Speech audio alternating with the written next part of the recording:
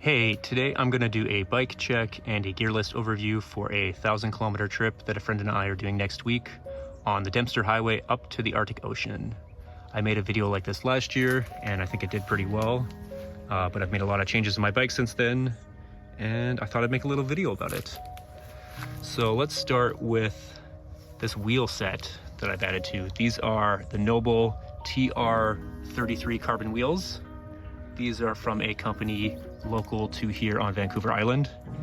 Super compliant, very lightweight, very stiff wheel set. It's one of the favorite upgrades I think I've made to the bike so far, and I've been really happy with it. In the front there, I've got an SP PD8X dynamo hub for powering my electronics. I had the similar model dynamo hub on my previous wheel set, so I tossed a new one on here. And then in the back, I've got a DT Swiss 350 rear hub. Super simple, classic, easy to service when you need to. I've got these wheels wrapped in these Schwalbe Marathon all motion tires in 2.1 inch. These do really well and they're really fast on the pavement, and they actually really handle logging roads and the rough stuff pretty well, despite it looking like it's having a pretty tame tread.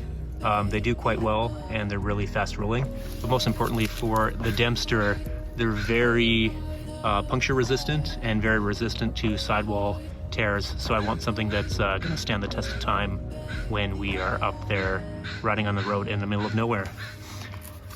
This year I've decided to try riding with water bottles on my front fork. I normally don't really like having a lot of weight up there, but I find that this is a good balance and allows me to carry a little bit more water without affecting the steering at all.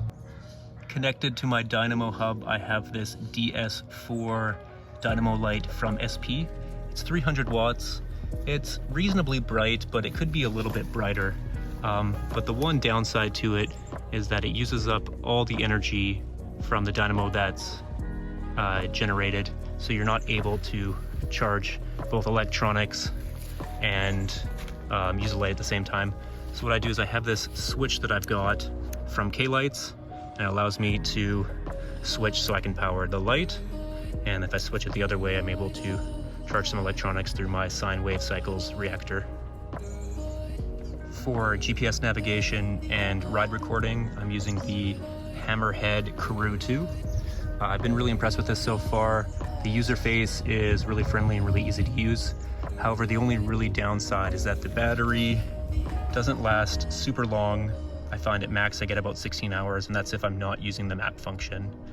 On the front, I've got this 54 centimeter set of kitchen sink handlebars from Redshift Sports with the endurance loop, which is super handy for getting additional hand positions. And it's matched here with a suspension stem from Redshift Sports in 80 millimeters.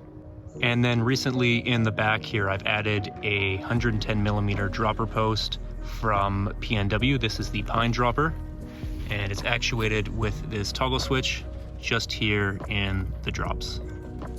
In the front here, I've been using a front spider cradle from Arrow, and it's been working really well. I'm really liking it. I put some little padding in between the head tube and the bag here, just so it doesn't rub up all the way, but it's really good, super stable. And inside that bag, I carry my entire sleep system. So I keep my -9 mech Draco sleeping bag, my ground sheet, my tent and my tent fly, as well as my sleeping pad, which is an Apollo Air from Gear Doctor. I also keep my down jacket from Mech in there as well. On the top tube, I have this bolt-on top tube bag from Apidura, and inside I like to keep my GoPro for filming, some snacks, as well as a multi-tool.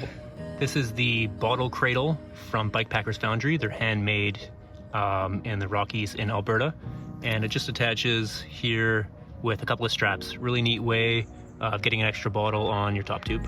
I've also got another little bottle here under my down tube. This is the 15-liter seat packer from Artic. It attaches underneath the saddle rails here, which makes it able to be dropper post compatible.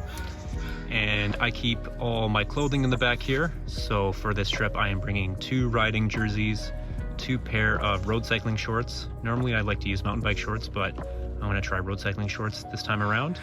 I got a pair of Thunder pants from 7 Mesh for camp pants, as well as a well-used, very well-loved set of thermal underwear or long johns that I've had for several seasons that I really like. I've got 5 pairs of socks. These are all merino wool socks. Some of them are quite thicker, but I find merino wool is very good at keeping the stink out. A long sleeve merino wool shirt, a shorter sleeve merino wool shirt to wear at camp. I've also got a toque to wear when I get there as well. I also store my rain gear back here in a garbage bag, which is a pair of women's rain pants, a rain jacket from Mech, and some Mech cycling booties, as well as my toiletry bag. I find that water shoes are the best shoes for camping, but they're also really helpful if you have to cross any lakes or rivers or if you want to go swimming. And I've just got them attached here with a volley strap.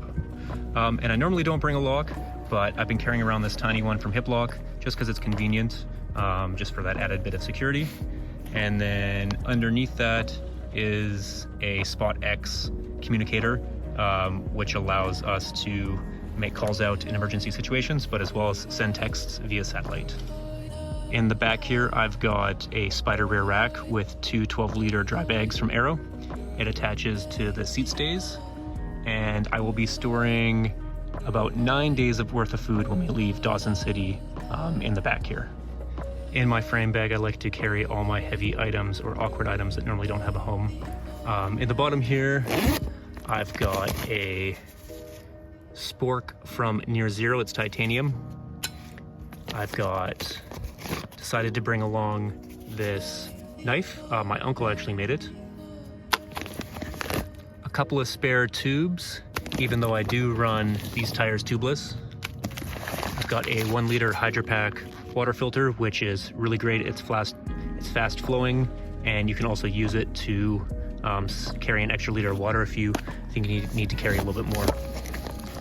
And my trusty and true Stanley pot. Inside of this I have some isobutane. I've got a coffee filter, a stove from Near Zero, and a couple of lighters. And in the top of the frame bag, I just have a lot of random different items. So these are my tent pegs and some rope. I've got a pair of riding gloves, my electronic bag. So I've got a battery charger, a bunch of cables, as well as my headlamp. An extra 2-liter water bladder, because we're going to be going at one point about 150K without any water source, so we'll need to carry some water. Pump. Some sunscreen. An extra voile cable just in case something breaks or falls off. My tent poles. Some zip ties. And my trusty Leatherman. And my repair kit.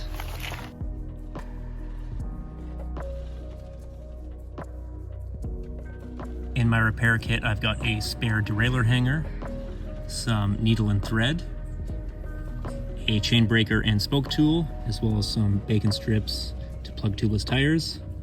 I'm going to carry 3 quick links in case I break a chain. Just got some Gorilla Tape, some tire irons, a spare tubeless valve and a valve core tool, some sealant. I'll bring along some tire boots, some pre-glued patches, and some vinyl strips, as well as some super glue. I like to carry a few alcohol wipes with me as well for cleaning the brakes, but I also tend to hurt myself as well, so that'll help me out. I'll also be bringing along 2 sets of brake pads, as well as some bicycle chain lube. Alright, so that is my bike check and gear list for our 2022 trip up the Dempster Highway to the Arctic Ocean. There are a few items that I forgot to mention, like bug spray, bear spray, and a bear tear-resistant bag, but that will also be things that we'll be taking with us. Thanks for watching, and I'll catch you in the next one.